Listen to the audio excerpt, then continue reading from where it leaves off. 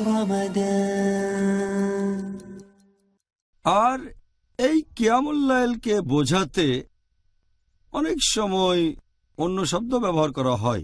যেমন ধরেন, এই নামাজকে আরো বলা হয় সালাতুল লাইল, মানে রাতের বেলার নামাজ।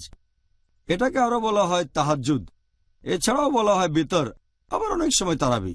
সালাতুল লাইল একটু আগে বলেছি, এর মানে রাতের বেলার নামাজ, মানে বলা যায় রাতের বেলায় দাঁড়ানোটা নামাজের জন্যই।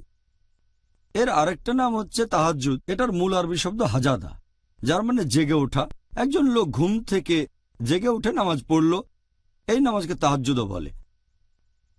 এই নামাজের আরেকটা নাম বিতর। বিতর মানে বেজোড়। আর আমাদের নবী সবসময় বলেছেন, তোমরা ঈশার নামাজ শেষে বেতরের নামাজ পড়বে বেজোড় রাখাতে। এই নামাজের আরেকটা নাম হচ্ছে তারাবি। তারাবির মূল আরবি শব্দটা হচ্ছে রাহ হা। এর অর্থ বিশ্রাম করা অথবা আরাম করা।